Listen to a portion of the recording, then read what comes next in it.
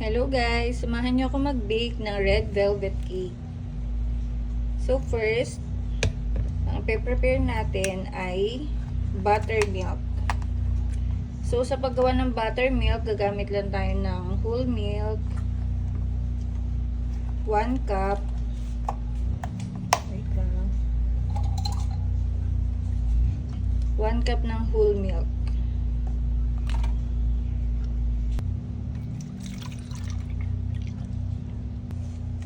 So, gamit tayo ng cane vinegar. Cane vinegar yung ginagamit ko sa pagbe-bake. So, 1 tablespoon. Yan. And then, set aside muna natin to. Okay. And then, mag-mix na tayo ng dry ingredients. So, kailangan natin ng strainer para walang buo-buo. 1 cup. Oops.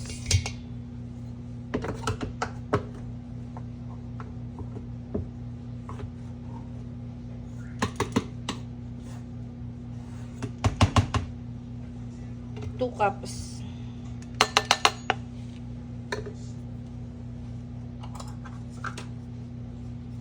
At saka half cup. Guys, sorry, 3 cups po talaga yung cake flour. So, dinagdagan ko lang siya off cam. Thank you. Cake flour. So, sift lang natin siya. Make sure na nakapag-ugas na tayo ng kamay. Malinis na yung kamay natin bago tayo mag-start. And then next ay baking soda. 1 teaspoon ng baking soda.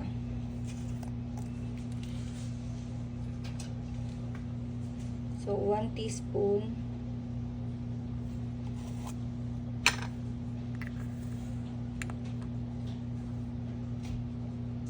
One teaspoon ng baking soda. Next ay half teaspoon ng salt. Half teaspoon ng salt. Salt.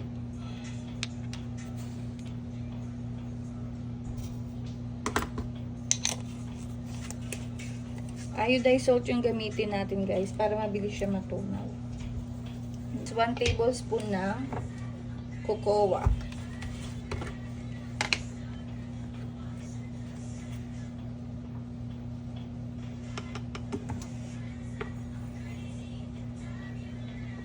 At 2 tablespoon pala.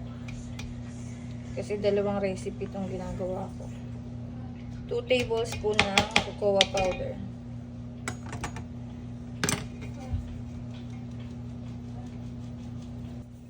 Next ay 2 cups of sugar. 1 cup.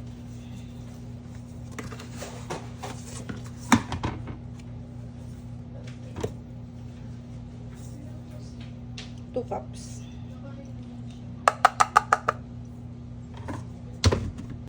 Mix lang natin siya hanggang maging well incorporated lahat ng mga dry ingredients.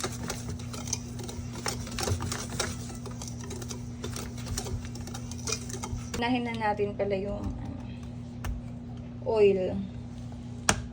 Sa oil naman, ang gamit ko ay canola oil.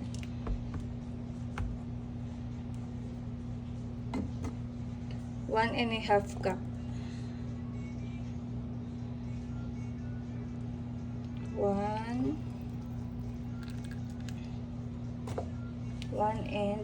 cup.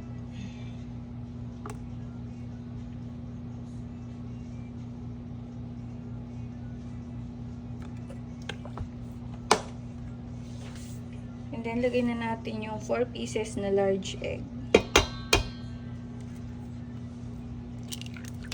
1,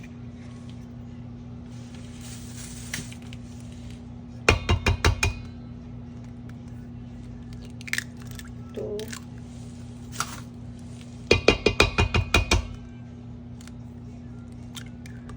3,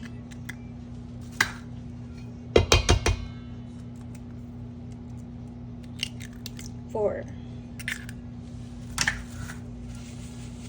4 eggs. And then, mix na natin ng konti.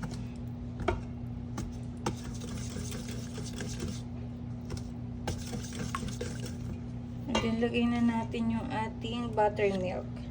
So, yung buttermilk natin, nagkukurdle na siya dahil nilagyan natin siya ng vinegar. So, ilagay na natin yung kalahati.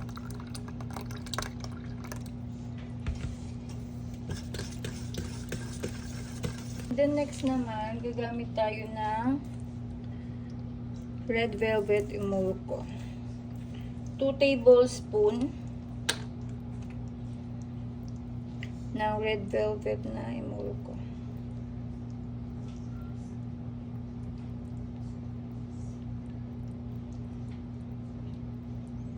Wala na yata itong lang.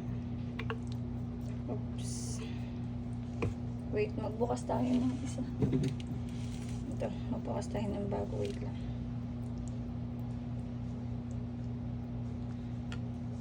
Red velvet emulco, sobrang sarap nito. Hindi mo na kailangan ng madaming red na food color para lang ma-achieve yung super red sa red velvet cake. So, ayan.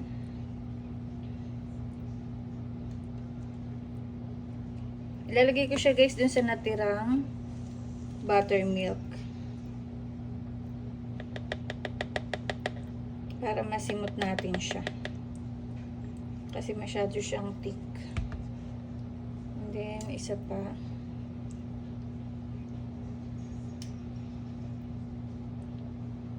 kada recipe kasi isa ang nilalagay ko, so dahil dalawa to, ayan, and then mix lang natin para yung nasa kutsara masimot. Ayun, para matulong na din siya.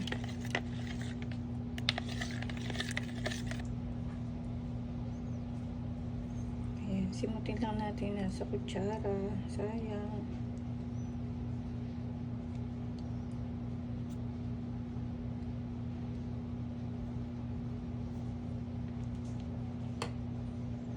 Okay, and then ilalagay na natin lahat ng buttermilk.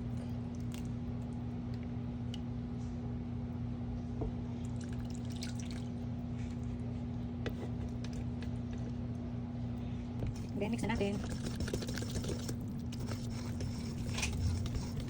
Dahan-dahan lang sa pag-mix, huwag gigil kasi mag-overmix. Kailangan gentle lang ang pag-mix kapag makahalo na yung powder at saka liquid.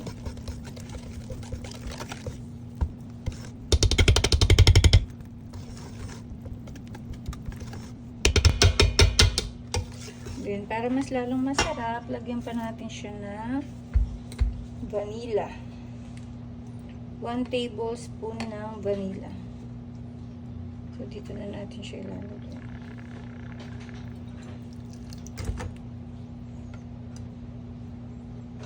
And next, naglalagay din ako ng butter flavor. Para mas lalong ma-enhance yung buttery niya. Buttery na flavor. Konti lang. Ayan guys, kalahati lang siya ng takip. Then mix ulit.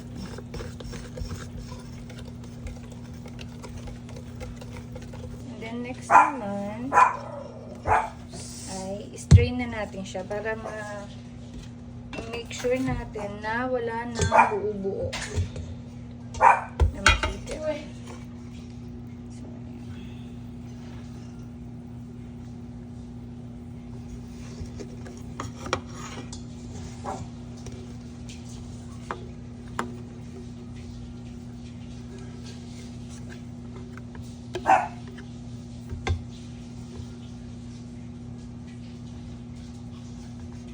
Okay, ready na ang ating red velvet mixture. Oh, di ba? Ang ganda, red na red. Lagay na natin sa pan ang ating red velvet mixture. So, kunan tayo ng 1 cup. 1 cup muna. Sumatin natin every cup para ma-make sure na pantay-pantay ang kanyang laman.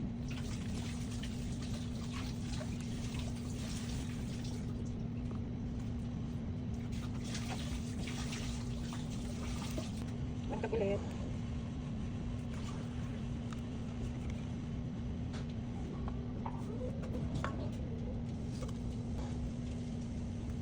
So, ang laman ng ating 7 inches na pan ay 2 cups.